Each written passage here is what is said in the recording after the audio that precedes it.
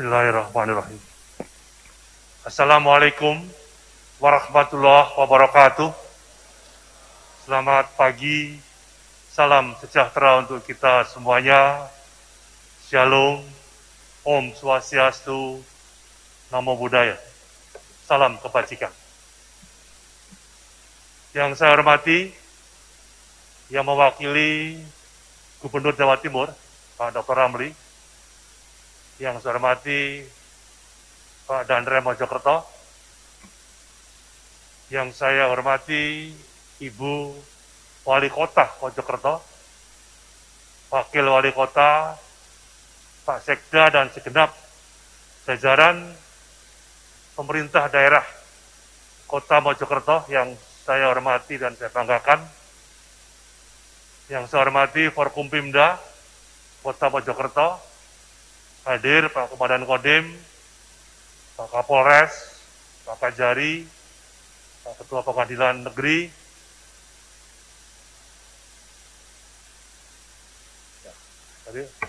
Ketua DPRD atau yang mewakili, yang saya hormati teman-teman sekalian dari Imigrasi, Perwakilan Bank Jatim, Deputi Yanlik, Ibu Diah, dan teman-teman dari Kemenpan RB yang hadir pada hari ini. Yang pertama, mari kita panjatkan puji syukur kehadirat Allah Subhanahu wa Ta'ala, Tuhan yang Maha Kuasa, atas ridhonya kita pada pagi hari ini bisa hadir dalam rangka meresmikan Mall Layanan Publik Kota Mojokerto yang megah dan indah ini. Semoga dengan ridho Tuhan SWT, mall ini akan terus berjalan sepanjang masih ada Kota Mojokerto dalam kerangka untuk mempermudah memberikan pelayanan publik, khususnya kepada masyarakat yang ada di Kota Mojokerto dan wilayah seputar Mojokerto ini. Bapak sekalian yang saya hormati, pada prinsipnya seluruh jajaran pemerintah daerah, baik provinsi, kabupaten, kota, itu sudah melakukan pelayanan publik. Nah, tujuan adanya mall layanan publik ini bagian daripada penjabaran visi misi Bapak Presiden Jokowi dan Bapak Wakil Presiden Ma'ruf Amin untuk meningkatkan kualitas pelayanan publik, mempercepat proses perizinan, meningkatkan kualitas pelayanan publik sehingga tadi di Mojokerto ini bisa berkumpul lebih dari 117, terus nanti dikembangkan, dan juga dalam upaya adanya mall yang terpadu ini bisa mengintegrasikan, sehingga warga masyarakat Boyolali begitu masuk di mall ini selesai semua, mulai mengurus misal KTP, perpanjangan KTP, kartu keluarga mungkin hilang, akte kelahiran mungkin belum punya, sampai perpanjangan SIM, SKCN, mau buat paspor, mau urusan pajak, kemudian BPJS, dan semuanya satu atap selesai. Ini yang diinginkan oleh Bapak Jokowi. Salah satu reformasi birokrasi adalah yang berkaitan dengan peningkatan kualitas layanan publik dan mengintegrasikan layanan publik menjadi satu atap. Bapak sekalian, pemerintahan di seluruh dunia, di negara manapun, itu lehernya itu ada pada birokrasi.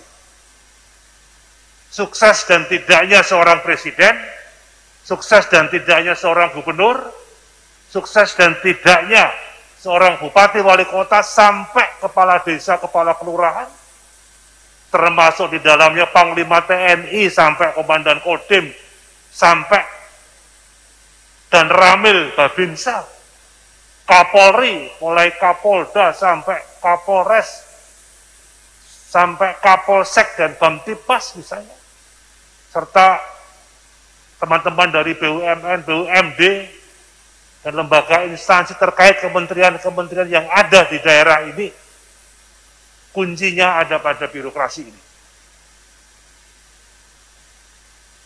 Negara ini lahir juga sudah ada Menteri Pan-RB-nya. Zaman Bung Karno, Sri Sultan Hamengkubuwono ke-9 itu Menpan RB pertama. Kemudian diganti oleh Bung Karno, Bapak Jenderal TNI Nasution menjadi Menpan RB kedua. Pergantian ke Pak Harto, mantan Kapolri, Pak Awaludin Jamin, jadi Menpan, sampai Pak Jokowi memasukkan visi misi reformasi birokrasi ini, salah satunya adalah peningkatan kualitas dan terintegrasinya layanan publik, yaitu masuk dalam visi misi Presiden dan Wakil Presiden. Kecepatan memberikan izin, apalagi Mojokerto itu adalah di atas sedikit 1 triliun APBD-nya, kontribusi dari UMKM-nya mungkin, jasanya juga cukup besar di sini, dari kecepatan memberikan layanan publik.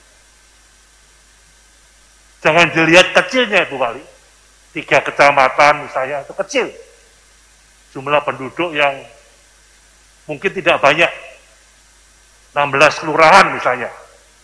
Betul ya Bu ya, 16 kelurahan. 18, jangan dilihat kecilnya. Tapi kami mengapresiasi wali kota mencoba untuk menjadikan Mojokerto yang kecil ini menjadi ikon. Ya, kota budaya. Syukur bisa menjadi kota industri, kota transit. Ini kan cikal bakalnya kerajaan Majapahit. Aliran sungai yang di kota Mojokerto begitu banyak. Siapa tahu suatu ketika akan ditemukan kerajaan yang benar. Saya ikuti di Yunani itu misalnya, buat studi kelayakan hampir 30 tahun, akhirnya diputuskan menggali dasar lautan. Digali dengan anggaran yang begitu besar, memakan waktu hampir 20 tahun lebih, muncullah kota lama di sana. Ini kan kelihatan dulu armada kapalnya Gajah Mada kan begitu kuat. Dengan aliran sungai yang ada, situs-situs yang mungkin mulai muncul. Ini kalau bisa ada anggaran yang besar digerakkan, akan bisa kita wujudkan menggali kerajaan Majapahit. Seperti Borobudur, itu menggali sekian ratus meter baru muncul Candi Borobudur, Candi Prambanan, Candi Mendut, dan sebagainya, dan sebagainya. Jadi kami mengapresiasi pada Ibu Wali Kota yang hari ini meresmikan mall layanan publik. Setidaknya janji kampanye Ibu di Pilkada terwujud, yaitu melayani masyarakat dengan baik, dan dukungan Forkompimda, dukungan tokoh masyarakat juga diwujudkan dengan baik, karena kecepatan melayani masyarakat itu bisa terwujud melalui mall ini. Yang harus bayar, bayarnya berapa? Jelas. Yang gratis, mana? Disebutkan. Tidak ada pungli, tidak ada lain-lain. Semua terdata dengan baik. Juga tolong inovasi-inovasi dan membangun digital dengan baik, sehingga memudahkan masyarakat untuk bisa mengakses mall layanan publik ini dengan baik. Bapak Ibu sekalian yang saya hormati, Penyelenggaraan layanan publik tadi yang sudah kita sampaikan merupakan langkah strategis layanan publik yang terpadu, terintegrasi, dan berkualitas.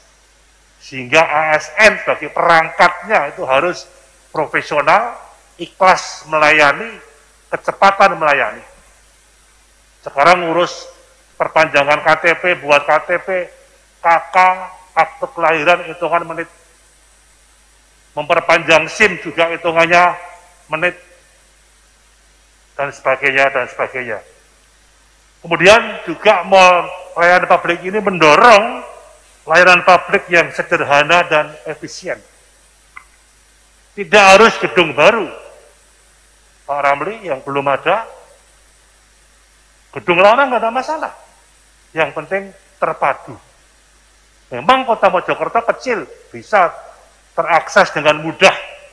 Tapi begitu memudahkan masyarakat. Masuk ke mal, oh suasananya nikmat. Mau ke toilet, bersih toiletnya.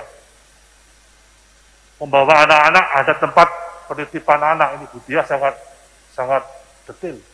Ya termasuk juga di Kodemnya, di Kejaksaan Negerinya, di pengadilannya, di Polresnya, juga ini. Melayani dengan senyum, dengan cepat. Kemudian dengan adanya mall ini, stabilitas dan kondisivitas, efektivitas masyarakat dan perekonomian terjamin, sehingga kesejahteraan dan kebahagiaan masyarakat, khususnya di Mojokerto ini, bisa diwujudkan dengan baik. Bapak sekalian yang saya hormati, transformasi birokrasi dalam layanan publik sebagai salah satu terobosan Mall Yanlik ini dalam menjawab kebutuhan masyarakat terhadap pelayanan publik yang cepat, tepat, dan murah. Menghadapi masyarakat yang semakin kreatif, semakin kritis. Inilah yang saya kira pemerintah daerah meniru perbankan misalnya. Mengakses, membuka tabungan, mau mentransfer dengan lewat HP jalan. Masuk tol juga tidak usah bayar, cukup tempel kartu, bisa. Nah, kecepatan, kemudahan. Nah, termasuk mengurus perizinan dan mengurus kebutuhan-kebutuhan semuanya. Cepat, tepat, dan murah. Menyatukan seluruh berbagai pelayanan di satu tempat, di satu atap. Kemudian wujud transformasi birokrasi publik yang awalnya tradisional menjadi model birokrasi yang modern. Negara kita negara besar. Jumlah ASN-nya ada 4,2 juta. Tapi yang 1,6 juta itu tenaga administrasi. Belum tenaga honorer. Yang dijadikan guru, dijadikan penyuluh. Nah, ini akan coba kita arahkan menjadi pegawai negeri ASN yang profesional, yang menguasai bidang tugasnya, sehingga tiap tahun, kalau ada pemerintah daerah, kementerian lembaga menambah pegawai, bukan sesuai keinginan, tapi sesuai kebutuhan. Yang dibutuhkan apa? Itu yang harus dipenuhi dengan baik. Insya Allah harus optimis 2024 awal ibu kota negara baru selesai. Tahap pertama awal 2024 ada 60.000 pegawai negeri yang profesional, yang smart, ditambah anggota TNI, 3 Matra dan kepolisian sudah berada di ibu kota Nusantara. Kami persiapkan tahap pertama, klaster pertama adalah 60.000. ASN, kementerian lembaga yang utama, ditambah TNI Polri. Ini yang harus kita wujudkan dengan adanya ibu kota baru yang nanti dengan sistem digital, smart city, smart ASN, profesional, Dia akan menjangkau seluruhnya ke semua pihak. Sekarang kepolisian dengan modal sensornya sudah bisa kelihatan. Oh, ini naik mobil sudah bayar pajak atau belum misalnya. Itu contoh kecil. Kalau ada pembunuhan, ada kejahatan, cepat terekod dengan baik. Walaupun kecil, nanti 18 kelurahan, kalau bisa ada 2 babinsa, 2 bamtibmas di sana, ada puskesmasnya, atau puskesmas pembantunya, memfungsikan kecamatan. Kalau di kota Mojokerto ada dinas pertanian, jangan duduk di kantor, tapi harus terjun ke 18 kelurahan ini. Melihat bagaimana irigasinya, sungainya, dan sebagainya, dan sebagainya. Jadi mendekatkan aparatur sipil negara, pemerintah, TNI, Polri dengan masyarakat yang ada. Ini yang diinginkan oleh Pak Jokowi, sampai urusan sembako, sampai minyak goreng, urusan vaksin, diserahkan juga kepada TNI, Polri semata-mata untuk bisa beradaptasi dengan masyarakat, ada jaminan stabilitas dan keamanan di tingkat kecamatan, kelurahan, dan desa. Peran MPP dalam kondisi perekonomian, yaitu mengintegrasikan layanan publik, sehingga dibentuknya MPP oleh Ibu Diah yang menyponsori ini di PAN-RB, di samping mengintegrasikan layanan publik untuk kecepatan, untuk kemudahan tadi, untuk keamanan pelayanan, dan juga untuk meningkatkan daya saing dan memberikan kemudahan berusaha.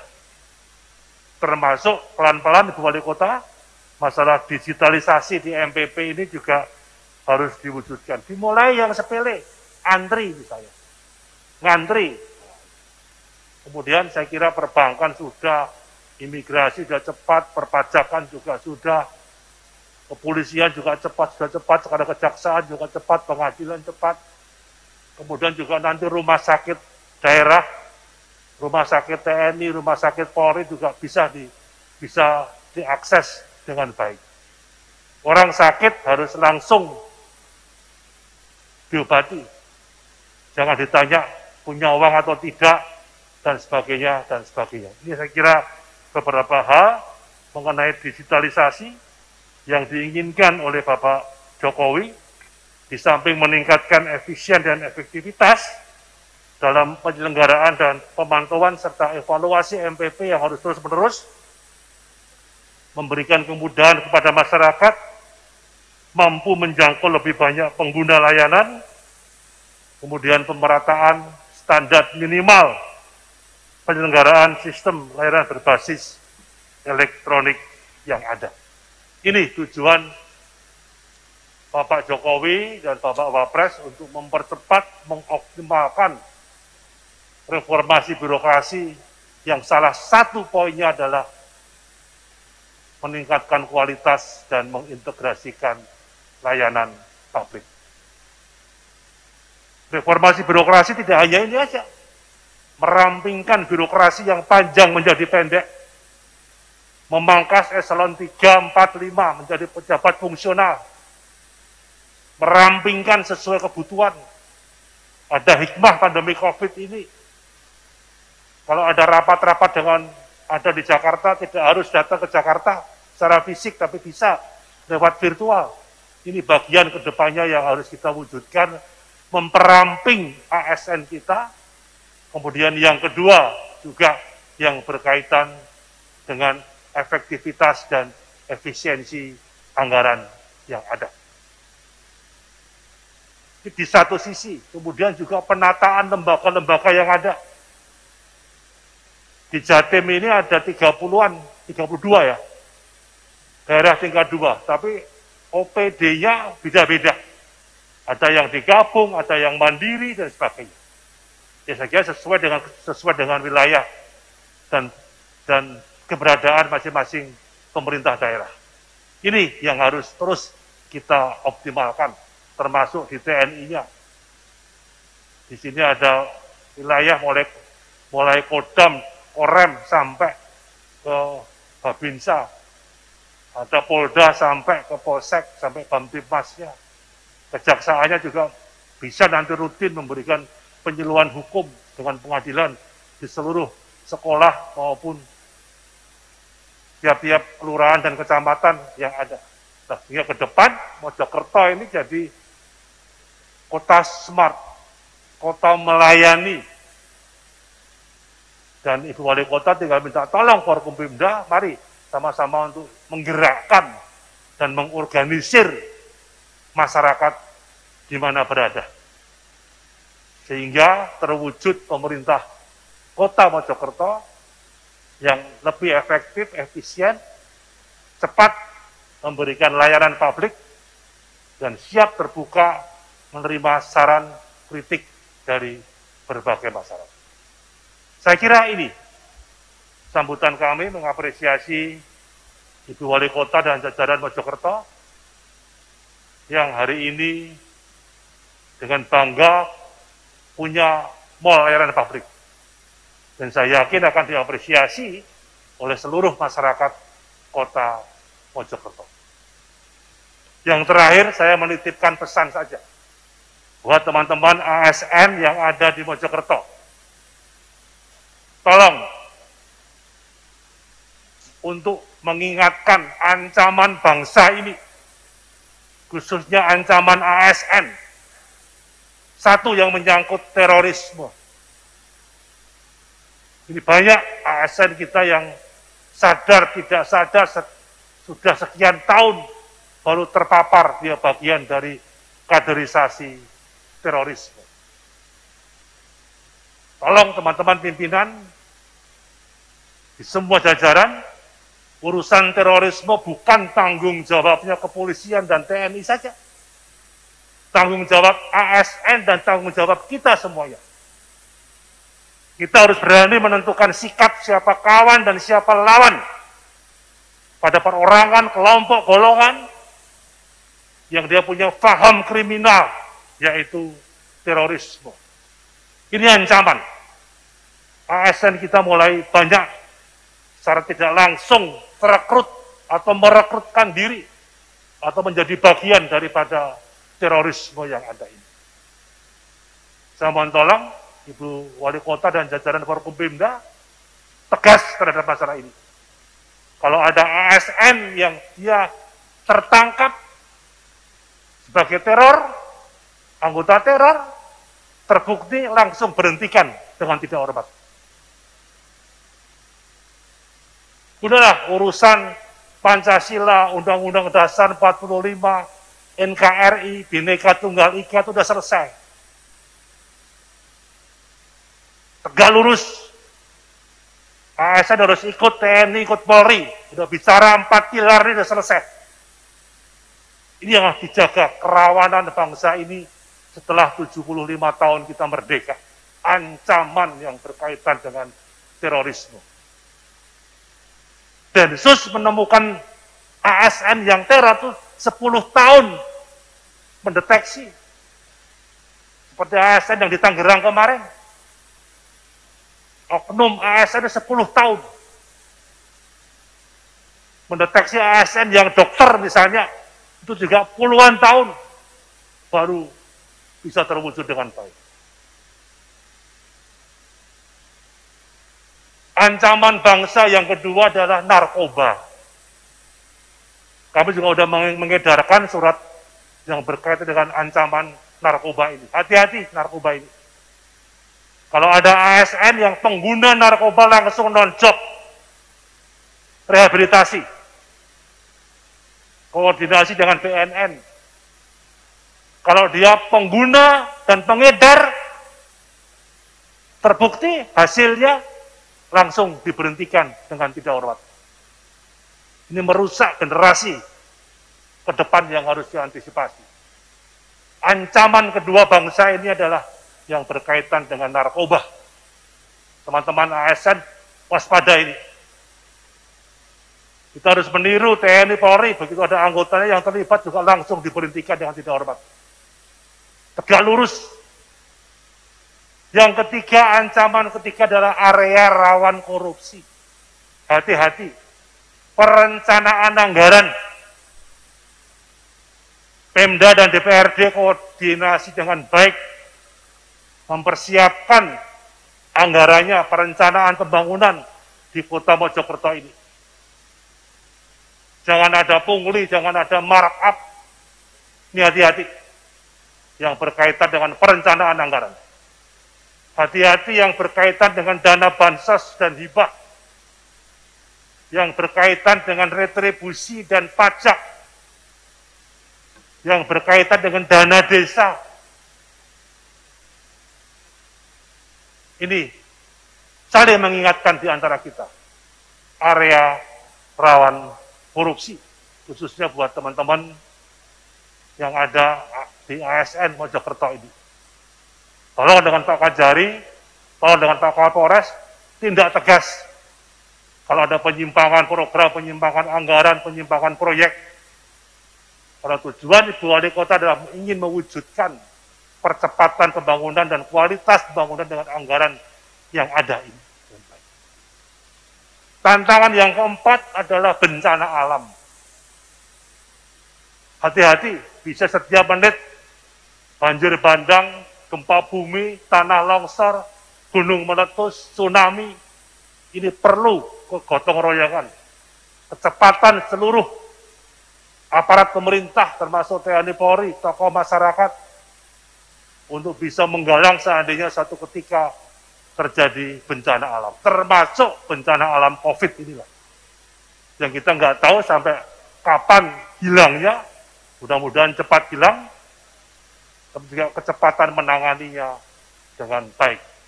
Sehingga prasarana yang ada di Mojokerto ini harus diwujudkan. Punya gudang untuk menyimpan sembako misalnya. Rumah sakit daerahnya juga dicek dengan benar. Dan kesiapan jajaran aparatur pemerintah itu bisa diwujudkan. Saya kira ini, ASN harus saling mengingatkan, ada 4 tantangan bangsa, 4 tantangan ASN, masalah yang berkaitan dengan terorisme, area rawan korupsi, narkoba, dan bencana alam. Ini tanggung jawab kita semua. Mudah-mudahan dengan mall layanan publik ini untuk bisa mengintegrasikan, saya ulangi, mengintegrasikan seluruhnya.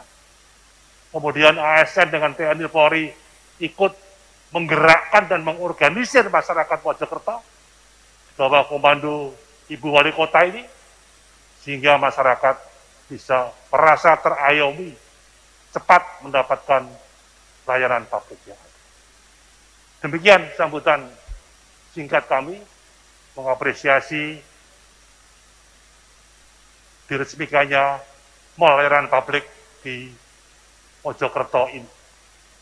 Sebelum saya mengakhiri, saya akan mengutip 3 ungkapan yang bijak, mencermati gelagat perkembangan dan dinamika tantangan bangsa tadi. 1. Panglima Besar Jenderal Sudirman pada saat itu sudah mengingatkan orang-orang baik kalau hanya berdiam diri, orang-orang jahat akan semakin merajalela. Kita semua orang baik, ASN kita, TNI kita, kepolisian kita, masyarakat kita, orang baik. Kalau melihat narkoba, melihat terorisme, melihat orang korupsi, melihat bencana alam, jangan berdiam diri. Kalau kita berdiam diri tanpa bertindak, sama saja orang-orang jahat masuk dan semakin merajalela. Yang kedua, Bung Karno dan Bung Hatta pada saat sebagai presiden selalu berucap dimanapun berada, hanya ada satu negeri, Indonesiaku tercinta, Negeri itu tumbuh karena perbuatan, dan perbuatan itu perbuatanku, bangsa Indonesia.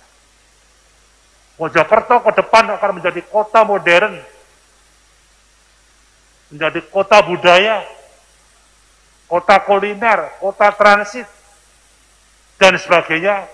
Itu akan terwujud kalau peran Ibu Wali Kota dan seluruh lapisan masyarakat dan elemen yang ada didukung ASN untuk bisa berbuat lebih baik. Yang terakhir, mencermati tantangan tadi, agama saya mengatakan setiap kamu adalah pemimpin, dan setiap pemimpin kelak akan dimintai pertanggungjawaban kepada Allah SWT, Tuhan yang Maha Kuasa. Sekecil apapun yang kita berbuat, mencermati gelagat perkembangan dan dinamika masyarakat tadi, kita harus bisa mempertanggungjawabkan pada diri kita, keluarga kita, masyarakat, pemerintah daerah, negara, dan bangsa, dan nantinya harus kita pertanggungjawabkan kepada Tuhan yang Maha Esa. Sekian, terima kasih. Wabillahi taufiq wal hidayah. Wassalamualaikum warahmatullahi wabarakatuh. Om Santi, Santi, Santi Om. Salam kebajikan untuk kita semuanya. Terima kasih. Berkenan Bapak